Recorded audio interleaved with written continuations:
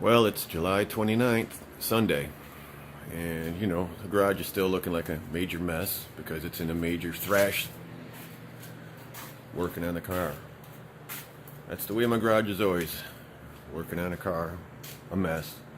So what we're going to do today, well, I'd like to install the tranny dipstick, install the tranny cooler lines, or at least mock them up, get the tranny cooler mocked up here, work on doing the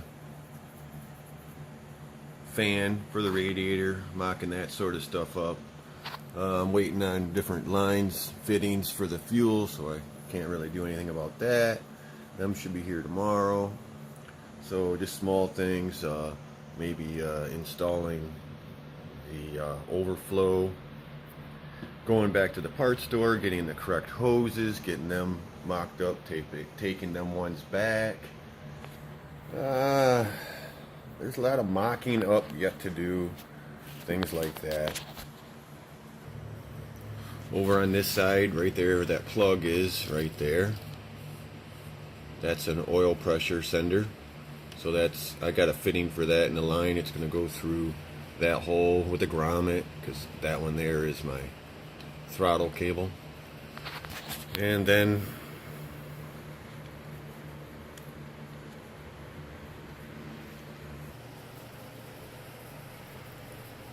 going on the inside of the car and hooking up the oil pressure line and the running the temperature gauge lines through the firewall, through that grommet that we were talking about.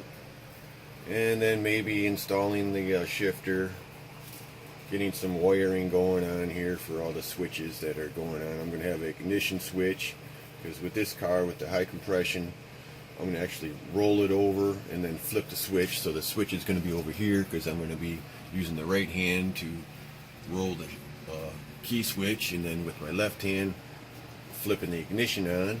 And then I'm going to have a switch for the fuel pump, fan, and the nitrous. And then back in here, I'm going to have the nitrous line coming through, got a gauge, got a valve, and things like that to set up. Then over on the passenger side, way up above, I got the ignition box, coil, a lot of wire. Oh yeah, my extra fuse panel for all my auxiliary stuff. I don't ever use anything much on the standard fuse panel except for the lights. So when I flip the light switch on, all my auxiliary gauge lights work. That's about all I use off of that fuse panel. Maybe one power, and then I have an auxiliary fuse panel that all my power comes off of, like for the fan, the fuel pump, the ignition, the line lock. Just trying to go off of memory of what I had on the other car. So I'm going to run a 10 gauge wire all the way back from the battery that feeds that power circuit, and then everything comes off of that fuse panel.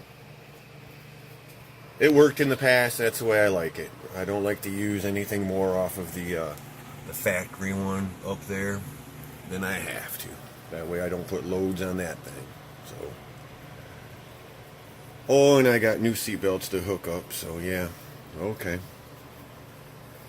A lot of things I'd like to do today. See what happens. This is the transmission cooler. I probably bought this thing like 20 some years ago. Model number 823800 TCI.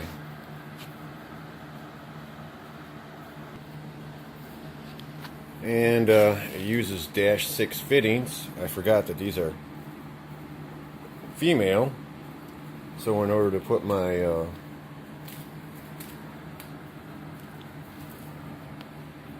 that one there's got a plug on it right now, but in order to put that on there, I have to use one of my bulkhead fittings and put that on.